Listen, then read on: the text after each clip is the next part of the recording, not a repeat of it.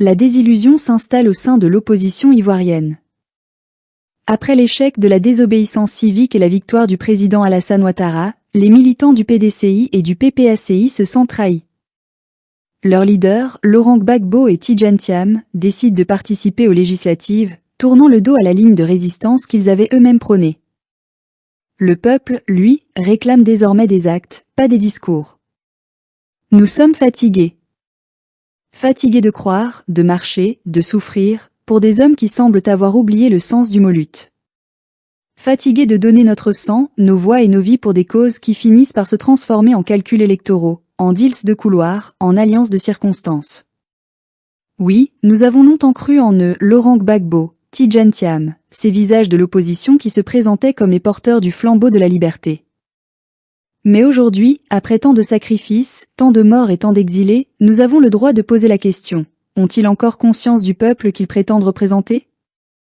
Car ce peuple, nous le voyons tous les jours dans les rues, dans les villages, dans les familles brisées.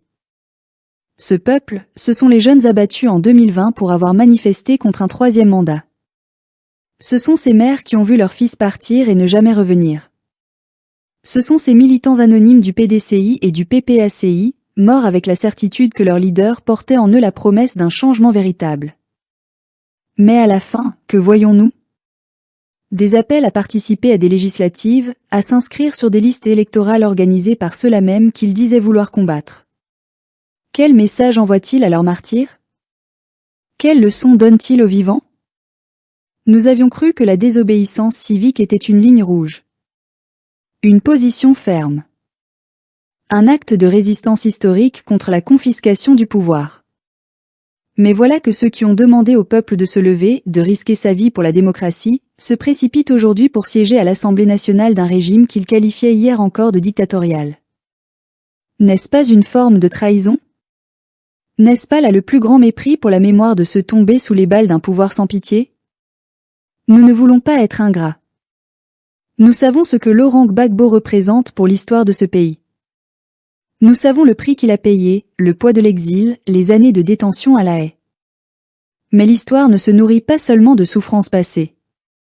Elle exige de la cohérence, du courage, de la vérité. Et aujourd'hui, cette vérité dérange. Gbagbo et Thiam, chacun à sa manière, semblent avoir choisi le compromis au lieu du combat. Ils semblent préférer l'insertion dans le système plutôt que sa transformation. Or, nous ne nous sommes pas battus pour être tolérés dans un système d'oppression, mais pour en libérer la nation. Et que dire de cette jeunesse ivoirienne, sans emploi, sans repère, à qui l'on a promis un avenir de dignité? Que lui reste-t-il quand elle voit ses leaders se réconcilier avec leurs adversaires d'hier pendant qu'elle croupit dans la misère? Comment expliquer à un jeune de Yopougon ou de Korogo que son sacrifice n'aura servi qu'à permettre à des politiciens fatigués de retrouver un siège, un privilège, une rente? Nous ne voulons plus d'une opposition de confort, d'une résistance de façade. Nous voulons des hommes debout, pas des acteurs fatigués de théâtre politique. Certains diront, la politique, c'est l'art du possible. Mais nous répondons, non, la politique, c'est l'art du courage. Ce n'est pas en jouant selon les règles du dictateur que l'on renverse la dictature. Ce n'est pas en validant un 4e mandat illégal que l'on défend la Constitution. Participer à ces législatives, c'est offrir une caution morale à l'injustice, c'est normaliser l'abus de pouvoir. Et quand Gbagbo et Thiam acceptent de jouer le jeu du RHDP, ils oublient que leur légitimité ne vient pas de la reconnaissance du régime, mais de la confiance du peuple. Et cette confiance, ils la perdent. Peu à peu. Silencieusement. Dans les discussions de quartier, dans les bus, dans les marchés. Les militants se sentent abandonnés, trahis, utilisés. Ils ont l'impression d'avoir été envoyés au front pour défendre des ambitions personnelles déguisées en combat populaire. Et ce sentiment est dangereux. Car quand le peuple ne croit plus en ses leaders, il finit par se lever sans eux. Et ce jour-là, plus personne ne pourra canaliser la colère. Nous ne sommes pas naïfs. Nous savons que le régime d'Alassane Ouattara n'a jamais laissé de véritable espace à l'opposition. Nous savons les intimidations, les arrestations, les morts. Mais c'est précisément pour cela que nous ne pouvons pas comprendre qu'on décide de jouer le jeu. Le courage politique, ce n'est pas de se taire pour éviter la prison, c'est de dire la vérité, même si cela coûte la liberté. Et la vérité, aujourd'hui, c'est que le pouvoir a piétiné la démocratie, et que l'opposition, par sa docilité, en est devenue complice. Ce que nous voulons, ce n'est pas une opposition qui court derrière des sièges, mais une opposition qui inspire. Une opposition qui parle au nom de la dignité, de la souveraineté, du panafricanisme, pas de la diplomatie de couloir. Une opposition qui fait rêver le peuple, comme Gbagbo le faisait dans les années 1990, quand il incarnait l'espoir d'un renouveau national. Où est passé cet esprit-là?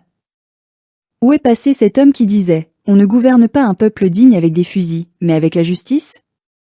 Nous n'appelons pas à la haine. Nous n'appelons pas à la guerre. Nous appelons à la lucidité. À ce sursaut moral qui fera comprendre à nos leaders qu'ils ne sont pas éternels, qu'ils n'ont pas le monopole de la lutte, qu'ils doivent préparer la relève et écouter la base. Car la Côte d'Ivoire ne se sauvera pas par les urnes d'un régime verrouillé, mais par l'unité d'un peuple conscient de sa force.